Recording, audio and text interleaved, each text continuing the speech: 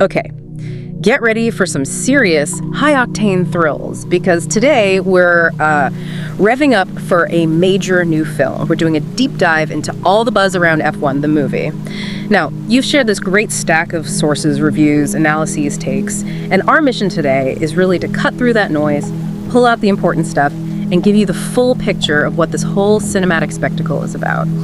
And yeah, just to mention, it's from Joseph Kosinski and co-writer Aaron Kruger, the team behind some pretty visually stunning films. Exactly. And I think our deep dive today is really about figuring out why this film, even with some critiques, seems to be resonating so widely. What's it genuinely offering people? We'll look at the strengths, definitely, but also acknowledge where maybe it falls a bit short, and ultimately what its success might mean for big screen entertainment, especially like for something as huge globally as Formula One. Okay, right. So let's unpack the core story first. We get introduced to Sonny Hayes, played by Brad Pitt. He's this former F1 phenom from the 90s, right? But his career basically derailed after a devastating crash. A really bad one, yeah. So fast forward 30 years, and he's kind of living as a driver for hire, out of a van, pretty much, until his old friend, who's now a team owner, Ruben Cervantes, that's Javier Bardem, recruits him and the mission to basically resurrect this struggling F1 team, APXGP, which is like on the verge of collapse. And this is where, digging into the sources, one thing really jumped out about the structure. Genius isn't really in doing something totally new with the story. It's more about how it strategically leans into that predictability, that whole veteran mentor returns kind of trope. Ah, okay. Yeah, the sources suggest this isn't a flaw, it's like a deliberate choice. Right. It kind of frees up the film to just pour everything into the spectacle, because the audience already feels grounded by that familiar story. Right, that makes sense. So Sonny's main role then, once he's back, is guiding this rising star, Joshua Pierce Damson Idris plays him, guiding him through this super high-stakes season, while also, grappling with his own past, his own ghosts, trying to reignite something. So Pitt, as Sonny Hayes, he definitely brings that seasoned driver vibe. Gruff, charismatic, cool under pressure, but also, carrying those scars. The sources mention his mature gravitas and screen magnetism. He really anchors it. But it's not just him, right? The sources really talk up Damson Idris as Joshua Pierce, the hotshot rookie. What did you see about their dynamic? Oh yeah, that's absolutely crucial. Idris, like you said, brings that youthful arrogance and vulnerability. Yeah. And the material we looked at consistently says his dynamic push-pull with Pitt brings fresh energy. Right. That classic clash, But it seems to really work here. And beyond those two, Javier Bardem as Ruben Cervantes, he's often described as contained and credible. Some sources even felt he was kind of the film's emotional anchor. Yeah. And we shouldn't overlook Carrie Condon as Kate, the team engineer. She gets consistently praised as a quieter standout. Apparently, her chemistry with Pitt adds some real depth, even with all the fast cars. Okay. Though it is worth noting, while the main dynamic is strong, some of the supporting character arcs are described as a bit, underwritten. Yeah. Strong performances, but maybe not everyone gets fully fleshed out. So, you mentioned the script earlier, and that it's a consistent point of critique. But I also saw sources kind of defending its simplicity. How do those two things square up? Is it a weakness, or is there like a strategic reason behind it? That's a really key question, actually, and it gets right to the heart of the debate around this movie. So yes, the script definitely relies on familiar stuff. Right. The cocky rookie, the wise mentor, generational clashes, a bit of romance, predictable emotional beats. Right, the usual suspects. Exactly. Reviews point out the cliches. But many sources argue that this simplicity isn't necessarily a flaw. It might actually be a deliberate choice. Yeah. It sort of frees the film up to focus everything on what it does best, which is delivering this massive sensory spectacle. Okay. Like, they just put it really well. They said the film asks audiences to basically, and this is a quote, switch off your brain and let the spectacle overwhelm your senses. Okay, so lean into the ride. Pretty much. It's a trade-off the filmmakers seem to have consciously made. Okay, this is where it gets really interesting for me. The visuals Right. and the sound. I was reading through the material, and the way they film those race sequences sounds just incredible. Shooting during real Grand Prix events, like Silverstone, Monza, Spa. Yeah. How did they pull that off, according to the sources? It's genuinely remarkable, and the sources really emphasize this point. Claudio Miranda's cinematography puts you right in the cockpit. You get this really visceral feeling. Yeah, it captures the blur of speed, the screeching tires, those overtakes that make your heart jump.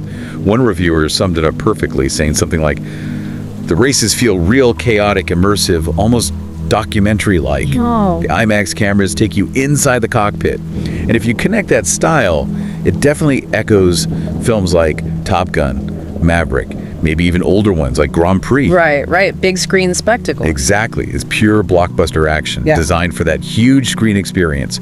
It's about achieving that scale through technical skill. And the sound design sounds like another huge element. Our sources talk about amazing clarity, the depth of engine roars, gear shifts, pit stop noise, the crowd, plus Hans Zimmer's score blending in, apparently heightening the thrills without messing with the realism. How big a part does that pure sensory stuff play, according to what you read? Oh, it's massive. Yeah. Absolutely huge. B-Bomb nailed it, saying the raw, layered, full-body sound experience pulls you even deeper into the world of Formula One. What the deep dive really made clear is that so much of the film's power does come from that sensory input, maybe more than, say, a super complex narrative. I mean, the sources we looked at gave visuals and sound a 9 out of 10. That tells you a lot about where the focus was. Yeah, 9 out of 10 is huge. So this deep dive really shows this clear split, doesn't it? How people are reacting, especially around realism versus just pure entertainment. It's fascinating. It is. And it brings up this key tension that the sources really dug into.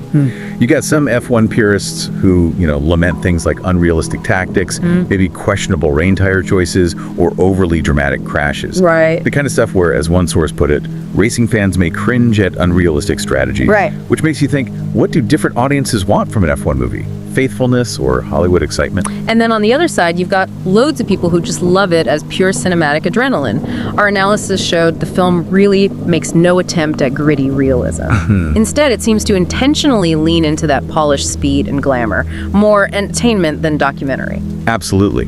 And what's interesting is how the sources frame it, calling it pre-qualified fantasy F1 escapism. Fantasy F1, okay. Yeah, suggesting it was never trying to be a documentary. That authenticity score we saw, 5.5 out of 10, that kind of reflects this deliberate choice. They knew who they were aiming for. Okay, let's look at the reception numbers. It opens strong, right? $146 million globally, and grossed around $167 million worldwide so far, on a budget that's reportedly somewhere between $200 and $300 million, which is a pretty big deal for Apple Studios, marking their first major box office hit. Yeah, commercially, it's definitely made waves. Yeah. But the critical opinion is, well, it's quite divided. It's a really interesting split. You look at Rotten Tomatoes, the tomatometer from critics is at 83%, generally positive. But then the audience score, the popcorn meter, is way up at 97%. Wow, huge difference. Massive. Shows viewers are loving it. But publications like The Guardian and the BBC, they can denote the sort of sanitized feel, maybe lacking that raw emotional grit you see in some classics. Whereas mainstream places like Time, Entertainment Weekly, India, today they're celebrating it more as just great entertainment, visually spectacular. Even the motorsports media seems split. Some praise the production values, but criticize the, let's say, implausible plot points. It really just highlights how films get judged through different lenses, gritty realism versus pure spectacle. So wrapping this up, what does it all mean for you, our listener?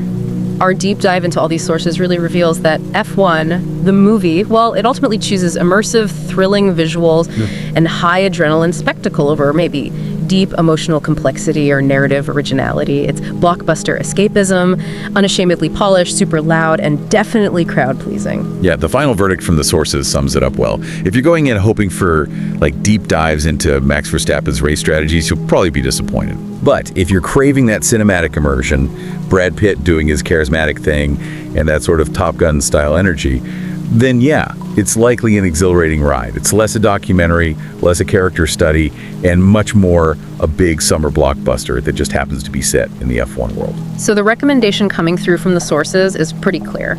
See this on the biggest screen you can find, IMAX, if possible.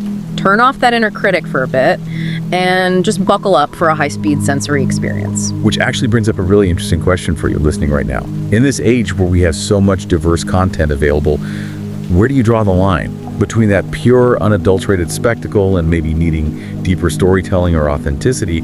When you sit down for a film like this one, what are you really looking for in that experience? Something to think about.